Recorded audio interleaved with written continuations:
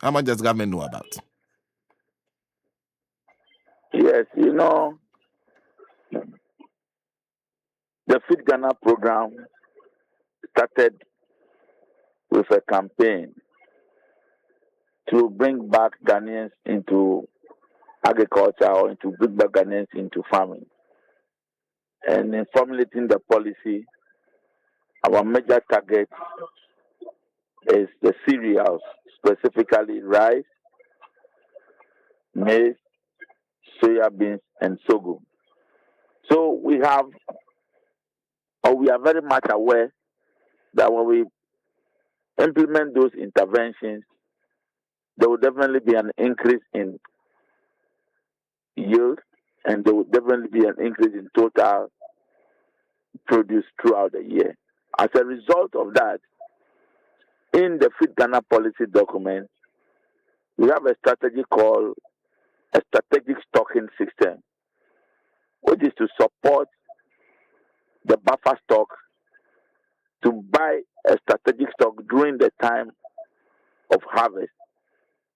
So, government through the budget of Ministry of Food and Agriculture has actually budgeted for the buffer stock of 100 million Ghana cedi to support buffer stock to be able to purchase the surplus in the system and stock for future release into the Ghanaian economy. So we have prepared to be able to manage the production as a result of several interventions we have put in place. But the problem is that the yield and the production has exceeded our expectation. So we have to go back to government for additional support.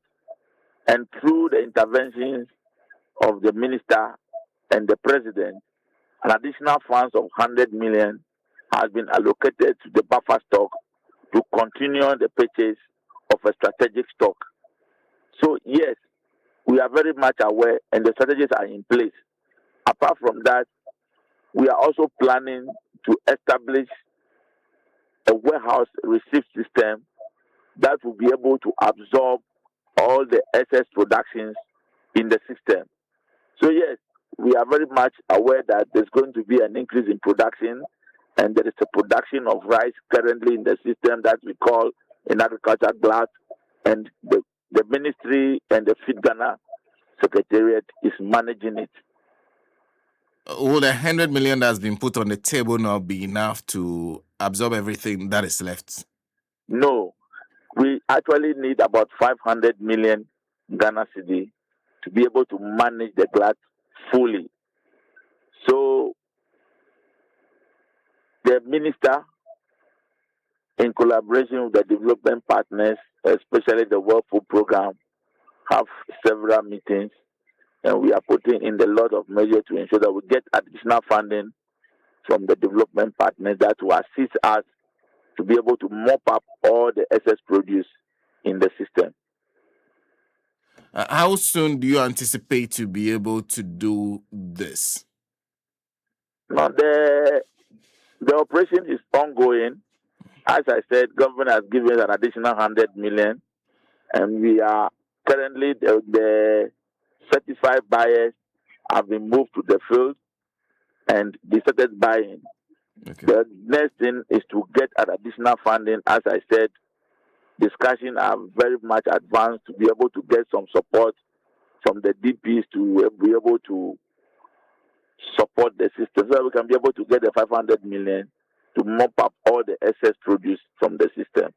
So a lot of actions have been taken, a lot of proactive measures have been taken to be able to reduce the impact, because we are very much aware that if we are not able to do that, it would discourage the farmers, and next year a lot of farmers will not be able to be happy to be able to go into the farming again.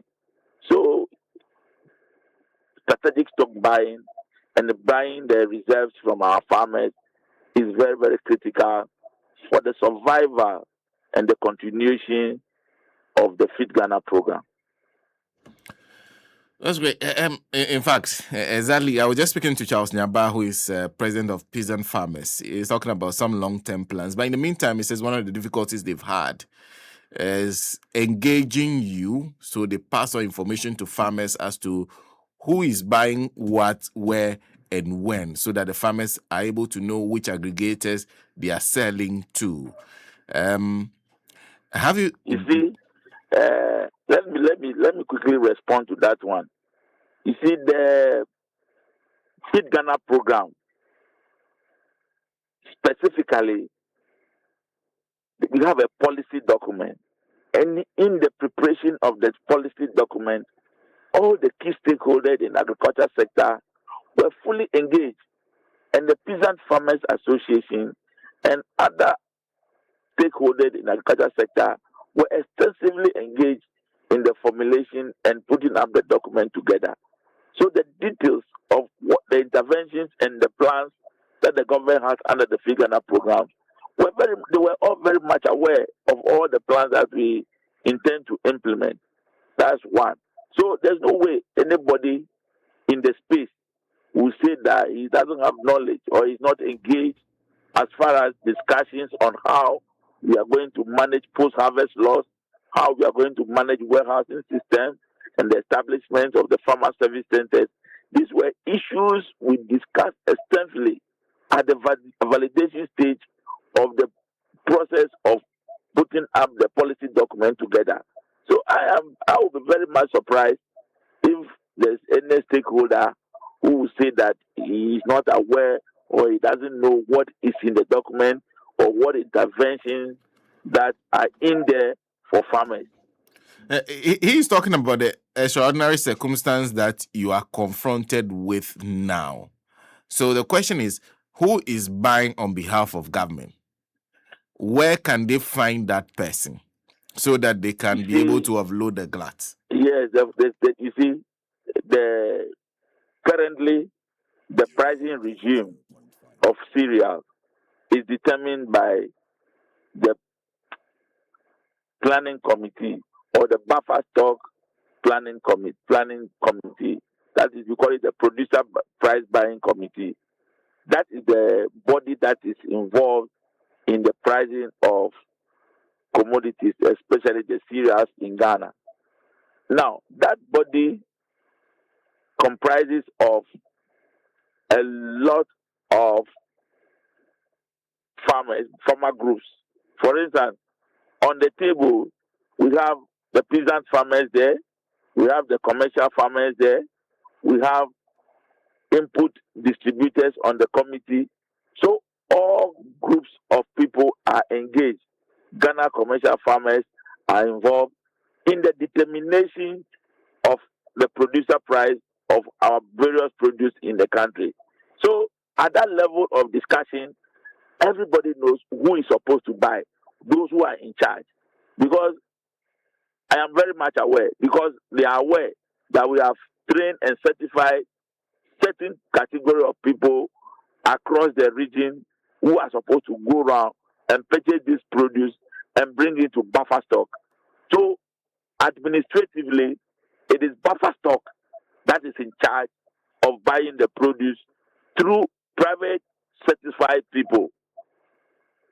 So I'll be surprised for any group or anybody from the membership of the various associations and unions that are engaged in agriculture to say that they don't know who or which group of people or who is administratively in charge of purchasing the excess produce from the farmers across the country.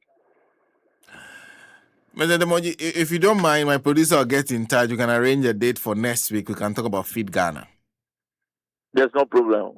Great. So we'll be in touch with Mr. Bright Demordzi. Mr. Bright Demordzi is National Coordinator, Feed Ghana, joining us on the line. I made a promise to you. I have every duty to keep that promise. So do you see Kofi? Kofi So Kofi will give us 10 minutes You have 10 minutes. And please, like I said, be brief and straight to the point. We'll open the phone lines for you so you can join us.